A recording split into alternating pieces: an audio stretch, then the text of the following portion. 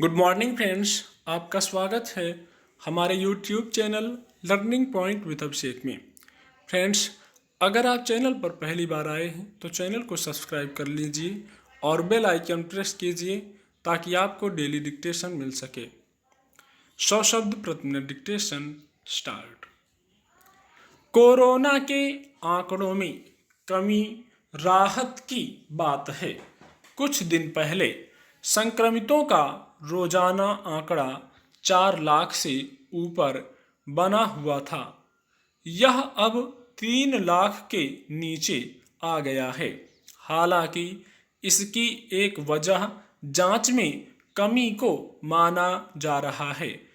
जब जांच कम होगी तो मामले भी कम निकलेंगे, पर इससे भी इनकार नहीं किया जाना चाहिए कि ज़्यादातर राज्यों ने जो पूर्ण या आंशिक बंदी की है उसका असर जरूर पड़ा होगा।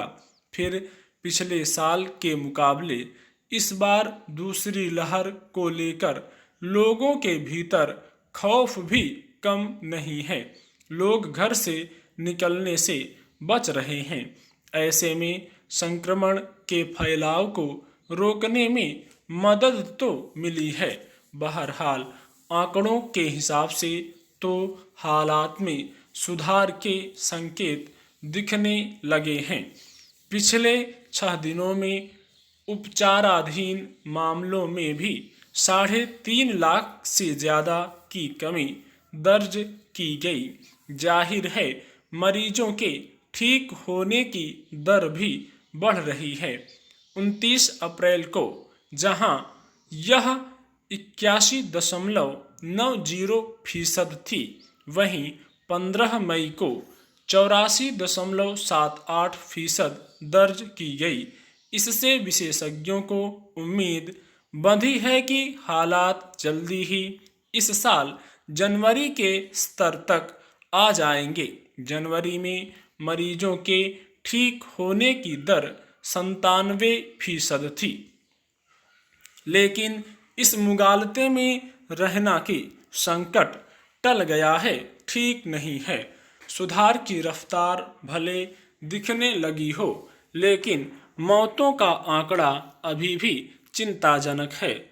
जब मामले 4 लाख के ऊपर थे तब भी रोजाना होने वाली मौतों का आंकड़ा 3.5 से 4,000 के बीच बना हुआ था, और आज जब संक्रमितों का रोजाना का आंकड़ा 2,65,000 के करीब आ गया है, तब भी मौतों का प्रतिदिन का आंकड़ा 4,000 के ऊपर है। इससे पता चलता है कि 2 से 3 हफ्ते पहले जो संक्रमित भर्ती हुए होंगे उनकी स्थिति ज़्यादा गंभीर रही होगी। माना जाता है कि संक्रमण और मौत के बीच 2 से 3 हफ्ते का अंतर रहता है।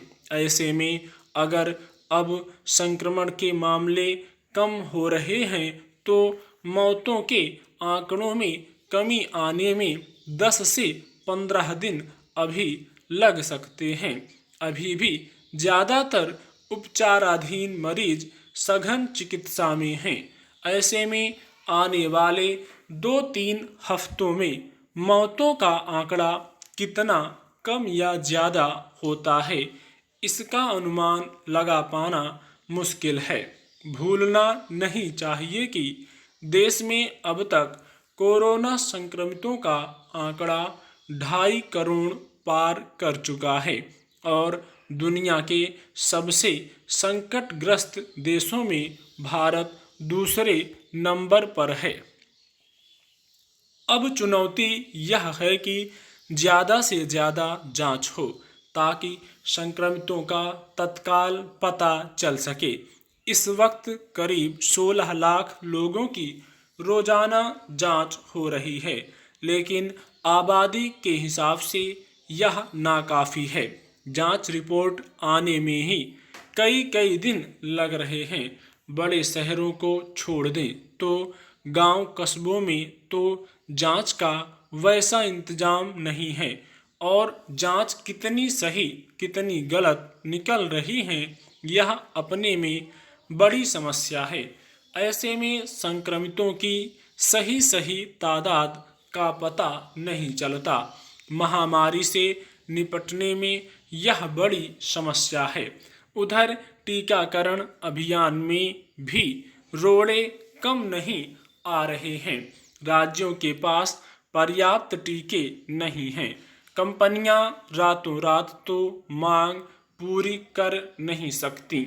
सवाल है कि जब जांच जैसी बुनियादी जरूरत पूरी होने में ही अवरोध आ रहे हैं, तो संक्रमितों या मौतों का सही आंकड़ा सामने आएगा भी कैसे? यह छिपा नहीं है कि उत्तर प्रदेश में कोरोना के संक्रमण से स्थिति बदतर हो चुकी है। बेलगाम होते संक्रमण के बीच मरते लोग और इलाज के मोर्चे पर अस्पतालों से लेकर समूची स्वास्थ्य व्यवस्था की दुर्दशा यह बताने के लिए काफ़ी है कि राज्य में सरकार महामारी से लड़ाई के मोर्चे पर बुरी तरह नाकाम है। दूसरी ओर सरकार महज दावों के सहारे यह दिखाने की कोशिश में लगी है कि वह कोरोना के खिलाफ कारगर लड़ाई लड़ रही है, जबकि जमीन पर दशा यह है कि शहरों में तबाही मचाने के बाद कोरोना विषाणु अब राज्य के गांवों का रुख कर चुका है और वहां से भी संक्रमण फैलने की खबरें आने लगी हैं। आखिर इस स्थिति की जिम्मेदारी किस पर आती है? अफसोसनाक यह है कि अगर कोई व्यक्ति सरकार की लापरवाही और उदासीनता की वजह से पैदा दुर्दशा पर सवाल उठाता है, तो उसकी आवाज़ को या तो दबाने की कोशिश की जाती है या फिर वह खुद ही कुछ बोलने से पहले सहम जाता है।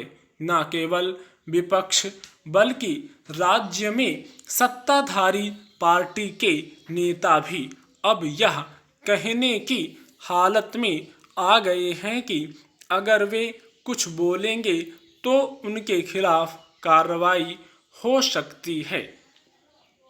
गौरतलब है कि उत्तर प्रदेश में सीतापुर से भाजपा विधायक राकेश राठौर से ट्रॉमा केंद्र को लेकर जब सवाल पूछा गया तो उन्होंने आशंका जताई कि अगर मैं ज़्यादा बोलूँगा तो राजद्रोह का मुकदमा लगा दिया जाएगा। इससे पहले उन्होंने साफ तौर पर राज्य में कोविड-19 के चलते उपजे हालात से निपटने के तौर तरीकों पर असंतोष जताया। अगर किसी जनप्रतिनिधि को यह कहने की नौबत आ गई है कि विधायक के लिए अपनी बात सरकार से कहना आसान नहीं रह गया है, तो समझा जा सकता है कि आम लोग इस मसले पर क्या कर सकते हैं।